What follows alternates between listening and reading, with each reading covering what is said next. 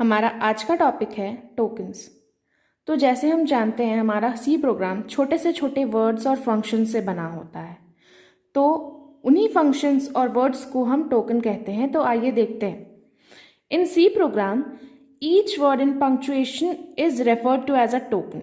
सी program में हर एक वर्ड और पंक्चुएशन एक टोकन कहलाता है। C tokens are the smallest unit of a program. किसी भी प्रोग्राम का स्मॉलेस्ट यूनिट को भी टोकन कहा जाता है। The compiler breaks a program into the smallest possible unit and proceeds to the various stage of the compilation which is called tokens. तो जो हमारा कंपाइलर होता है वो किसी भी प्रोग्राम को छोटे से छोटे ब्लॉक्स में डिवाइड करता है और उस छोटे से छोटे ब्लॉक का एक अपना खुद का फंक्शन होता है जो वो परफॉर्म करता है, जिससे कंपाइलेशन होता है। जैसे कि example, we cannot create a sentence without using words. Similarly we cannot create a program in C without using tokens. जैसे कि हम एक सेंटेंस विदाउट वर्ड्स नहीं बना सकते, हम एक सेंटेंस बनाने के लिए बहुत सारे वर्ड्स की ज़रूरत पड़ती है, उसी तरह एक सी प्रोग्राम बनाने के लिए हमें बहुत तरह के टोकन्स को यूज़ करना होता है, उनकी ज़रूरत पड़ती है। नेक्स्ट हम देखेंगे classification of tokens. C programming में टोकन्स 6 पार्ट में डिवाइड किए गए हैं। पहला पार्ट है कीवर्ड्स। कीवर्ड्स जो है वो पहले से प्री डिफाइंड होते हैं, उनका जो फंक्शन होता है, उनका जो काम होता है वो कंपाइलर में पहले से फिक्स होता है। कीवर्ड्स आर प्री डिफाइंड और रिजर्व वर्ड्स, इसलिए उसे रिजर्व वर्ड्स भी कहा जाता है क्योंकि they have their own functionalities. उनको हम डिफरेंट काम के लिए यूज़ नहीं कर सकते। वो जिस काम के लिए फिक्स्ड है उनको वही काम आता है, वो और दूसरा काम नहीं कर सकते। There are total 32 keywords in C language. C language में टोटल 32 कीवर्ड्स होता है और जो अगर आप टर्बो सी यूज़ करते हैं तो उसमें कीवर्ड्स अपने कलर को चेंज करके वाइट कलर के होते हैं। नेक्स्ट है identifiers. Identifiers are used for naming variables, functions, arrays, etc.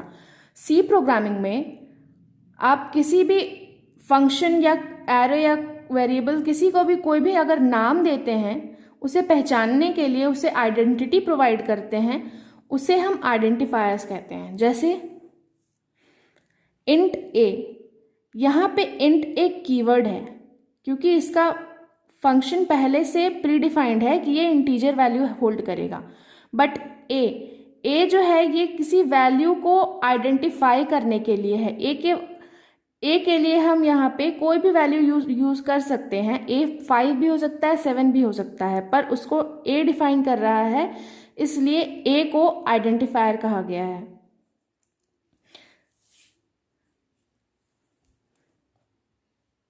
Third है स्ट्रिंग्स।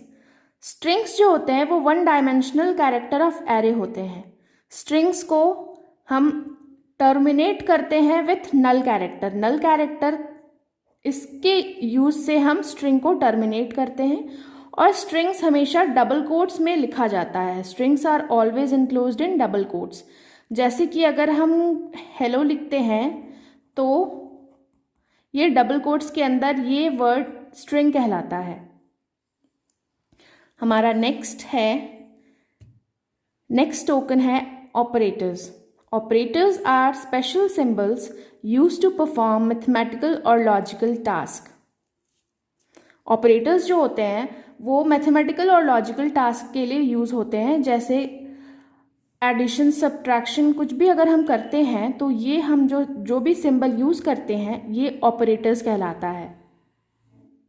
हमारा नेक्स्ट टोकन है constants. A constant is a value assigned to the variable which will remain the same throughout the program. हम programme के शुरू में ही अगर कुछ value assign करते हैं, अगर कोई वैल्यू डिक्लेयर करते हैं तो वो वैल्यू हमारा कांस्टेंट हो जाता है। वो पूरे प्रोग्राम में सेम ही रहता है, वो चेंज नहीं होता है और ऐसे वैल्यूज़ को हम कांस्टेंट कहते हैं। हमारा नेक्स्ट टोकन है special characters. Special characters have special meaning. जैसे कि इसमें हैश, कोलन, ब्रैकेट कुछ भी अगर हम यूज़ करें वो स्पेशल कैरेक्टर्स के अंदर आता है। एग्जाम्पल, ये सेमीकोलन का सिंबल टर्मिनेटर के लिए यूज़ होता है जो प्रोग्राम को टर्मिनेट करता है। हैश, ये एक प्रीप्रोसेसर है जो एक हेडर फाइल में यूज़ होता है। जैसे अब एग्जाम्पल हम ये देखते हैं कि इंट एक कीवर्ड है, ए एक आइडेंटिफायर है, इज इक्वल टू एक ऑपरेटर है और सेमीकोलन एक स्पेशल कैरेक्टर है।